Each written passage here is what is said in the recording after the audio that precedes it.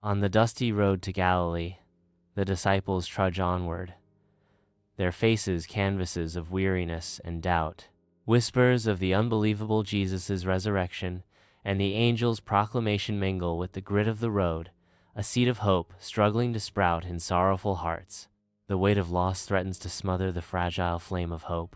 On a majestic mountain in Galilee, the disciples assemble, their hopeful eyes fixed on the distant horizon, as a palpable sense of anticipation electrifies the air. In a moment of divine manifestation, Jesus emerges before them, radiating a celestial glow and profound tranquility. In a display of unwavering devotion, some disciples fall to their knees, while others struggle with doubt, their faces etched with skepticism. On the majestic mountain in Galilee, Jesus' voice echoes with divine power, resonating deeply with the disciples. Jesus proclaims, "All authority in heaven and on earth has been given to me."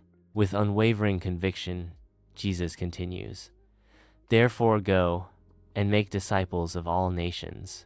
The disciples listen with rapt attention, their faces reflecting a mixture of awe and understanding as the weight of their sacred mission sinks in. Under the cloak of night, the Sea of Galilee bears witness to the disciples' fruitless toil, their hopes dwindling with each passing hour. Despite their weary efforts, the nets remain empty, mirroring the growing despair etched upon their faces. As the first light of dawn begins to break, a sense of crushing disappointment settles over the Sea of Galilee, a stark testament to their unsuccessful night. As dawn breaks over the Sea of Galilee, a golden light bathes the tranquil waters, silhouetting a lone figure against the brightening sky. The solitary figure calls out, his voice echoing across the water, "Friends, have you caught any fish?" The disciples reply with a unified voice, their disappointment palpable, "No." With unwavering conviction, the figure commands, "Cast your net on the right side of the boat." On the Sea of Galilee, the disciples gape in utter disbelief as their net swells beyond capacity, teeming with an impossible abundance of fish. Amidst the miraculous catch, John whispers in astonishment, "It is the Lord." Overcome by elation, Peter plunges into the water, his gaze locked on Jesus as he propels himself towards the shore. Peter swims towards the shore with unwavering resolve. On the tranquil shore of Galilee, Jesus prepares a humble breakfast of fish and bread over a crackling fire. A stark contrast to the previous night's despair, an atmosphere of serene intimacy washes over the disciples as Jesus extends a gentle invitation. The disciples, humbled and weary, gather around Jesus.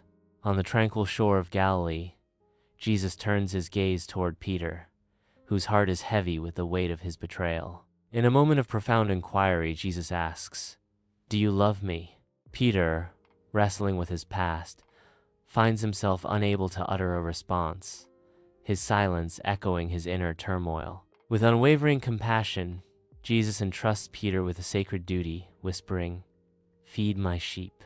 On the serene shore of Galilee, Jesus gazes upon Peter, his eyes brimming with forgiveness and a call to renewed purpose. Peter's countenance, a canvas of humility and gratitude, mirrors a soul reborn, ready to rise from the ashes of past failings.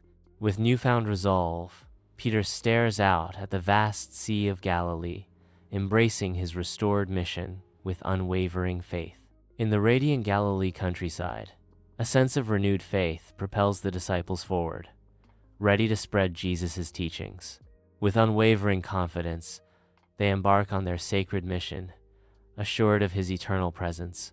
United in spirit, they traverse the land, carrying the message of hope and salvation to all. The disciples arrive at Bethsaida, ready to spread their message of hope and redemption. Gathered in the bustling town square, the disciples prepare to share the transformative story of Jesus' resurrection. The villagers of Bethsaida, their faces etched with curiosity, gather around the disciples, drawn by the promise of a new message. In the heart of Bethsaida, the air crackles with anticipation as the disciples begin to preach the message of salvation. In a humble home, the disciples gather, their faces etched with the weight of their journey and the trials yet to come. Sharing a simple meal, they find solace in each other's company, a silent acknowledgement of their shared destiny. In a moment of quiet reverence, they bow their heads in prayer, seeking divine guidance and unwavering strength for the daunting mission ahead. The dim light illuminates the depth of their resolve, each face a testament to unwavering faith and courage. Under the relentless sun, the disciples trek towards Capernaum, their journey marked by the dust of the road and the diverse tapestry of humanity. In a mosaic of welcomes and dismissals, the disciples confront the duality of faith, their message meeting both eager ears and scornful rejection. Sensing the subtle currents of belief and doubt, they adapt their words, navigating the complex terrain of human hearts with grace and wisdom. In the Capernaum synagogue, the air crackles with anticipation as the disciples step into a cauldron of fervent debate. A lively debate ignites as the disciples and local religious leaders engage in intellectual sparring, their convictions clashing in the sacred space.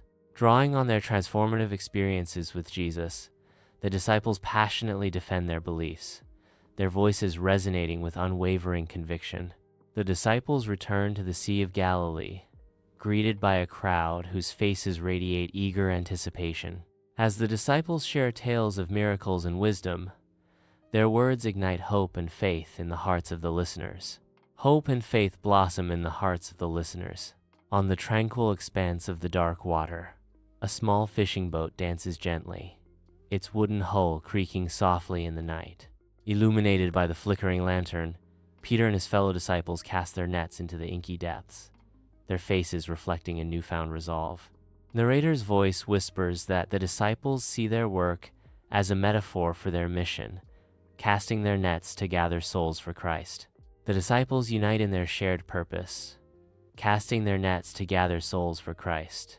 Amidst the towering peaks, the disciples seek solace, their prayers echoing in the tranquil air.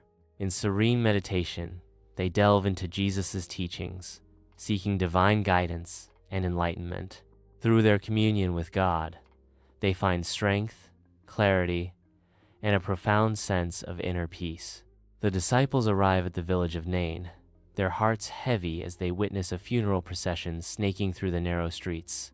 A wave of profound compassion washes over the disciples as they observe the grieving family, their faces etched with sorrow and despair. With gentle steps and hearts full of solace, the disciples approach the bereaved family, offering a glimmer of hope amid their profound grief. In a humble home in Nain, disciples unite their energy around a lifeless young man, poised on the brink of a miracle. In a moment of divine intervention, the young man's eyes flutter open, and life surges back into his being. The resurrected young man sits up, a beacon of hope against the backdrop of disbelief. Villagers flood the doorway, their whispers of, "It's a miracle, and he was dead, but now he lives," echoing in the wake of the extraordinary event. The villagers proclaim, "It's a miracle, and he was dead, but now he lives." Under the vast sky, the disciples embark on their fateful journey towards Jerusalem, each step echoing with the weight of destiny. The path ahead stretches long, laden with both hope and the unspoken dread of trials yet to come. With resolute hearts, they march towards the horizon, their silhouettes stark against the dawning promise of a new dawn. The disciples arrive at a Samaritan village, their faces hopeful, ready to share Jesus' message. Yet an unspoken tension hangs in the air. The villagers meet the disciples with suspicion and hostility, their initial resistance palpable as they turn away from the offered message. Undeterred, the disciples persist, their patience and kindness slowly chipping away at the villagers' hardened skepticism. Slowly, the villagers begin to soften, their expressions shifting from skepticism to curiosity as they listen more intently. A barren expanse unfolds, marked by humble dwellings, as the air hangs heavy with the stench of disease. Amidst the suffering, disciples move with compassion, their faces reflecting both concern and unwavering kindness. With gentle hands, They offer sustenance and solace, their touch unafraid in the face of affliction. They work tirelessly, embodying a spirit of selfless service despite the oppressive atmosphere of disease. In the upper room, flickering candlelight casts dancing shadows across the faces of the disciples, their hushed voices heavy with unspoken fears and unwavering loyalty. In hushed tones, they share memories, doubts, and surges of faith, each word a testament to their devotion.